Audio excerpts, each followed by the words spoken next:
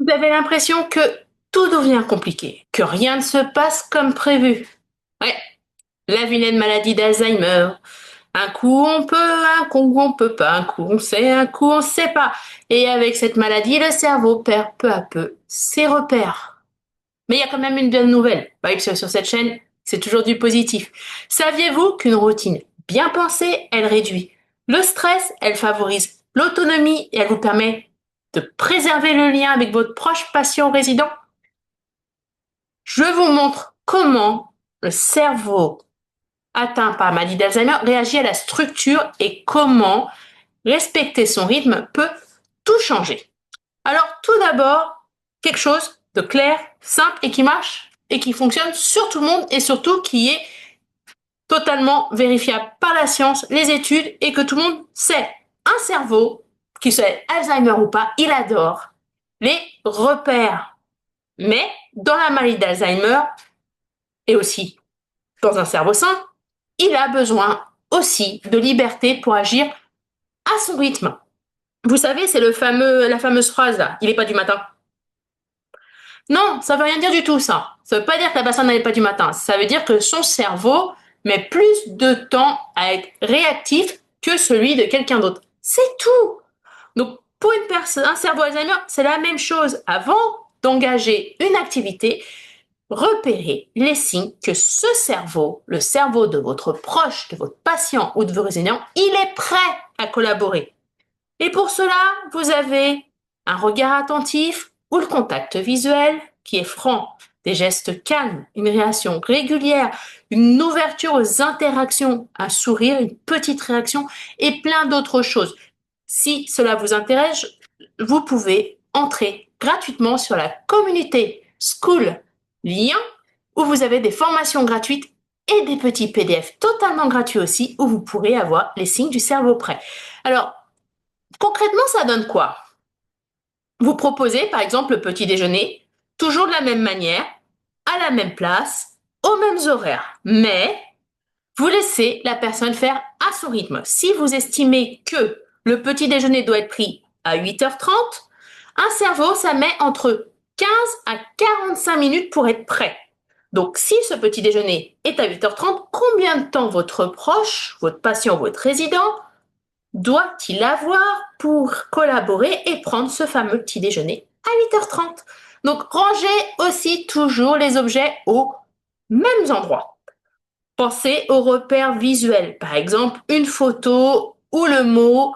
Je vous conseille directement la photo. Alors, en pictogramme simple, hein, bien sûr, parce que le jour où sinon vous changez de couleur, ça va être une catastrophe ou le mot étiqueté sur les portes. Mais n'oubliez pas de laisser la personne ayant la maladie d'Alzheimer toucher ces objets, les manipuler librement. Elle a envie de jouer avec sa cuillère à café. Au lieu de prendre son petit déjeuner, laissez-la jouer avec sa cuillère à café. Si ça se trouve, elle a juste pas faim. Tout simplement. Ou c'est quelque chose qu'elle faisait déjà machinalement dans son passé. Plus vous allez la laisser agir librement, plus la personne va se sentir en sécurité. Et si elle est en sécurité, vous pourrez collaborer avec elle pour lui faire conserver son autonomie tout en profitant d'une routine structurée. Alors, qu'est-ce que les neurosciences nous appellent au niveau de la structure? Eh ben, les neurosciences, elles montrent que la structure réduit la charge cognitive. Et si vous avez moins de surcharge cognitive, ben, vous avez moins de stress, vous avez moins de confusion, et donc vous avez moins d'opposition et moins de refus. La mémoire procédurale, donc celle des gestes automatiques, elle reste préservée très longtemps. Vous savez, ce sont tous les gestes que vous faites machinalement. Vous brossez les cheveux, vous lavez les dents, vous lavez les mains, coupez la viande, levez la cuillère. Ça, c'est quelque chose qui va rester jusqu'à des stades très avancés.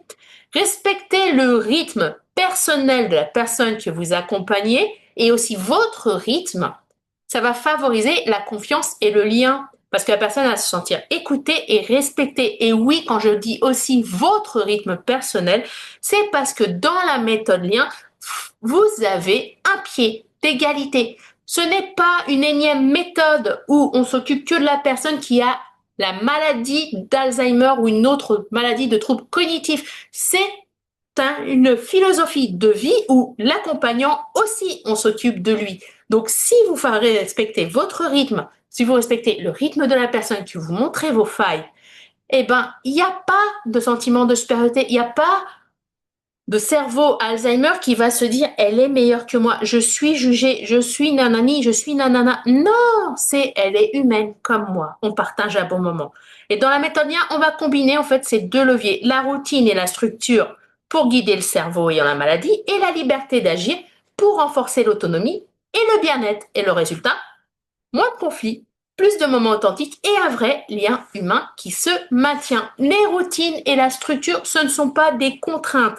Le seul problème que vous avez, c'est un problème de cerveau prêt. Donc, respecter le rythme du cerveau de la personne que vous accompagnez, c'est lui donner la liberté et la sécurité à la fois pour découvrir d'autres outils concrets pour accompagner votre proche, votre patient ou votre résident avec des troubles neurocognitifs avec sérénité, excusez-moi, n'hésitez pas à vous abonner. Tous les mardis sur cette chaîne à 15 heures, vous avez la méthode lien qui vous explique. Vous avez aussi le guide lien offert dans la description. Et n'oubliez pas que la méthode lien, c'est créer du lien, même quand la mémoire flanche. À mardi prochain!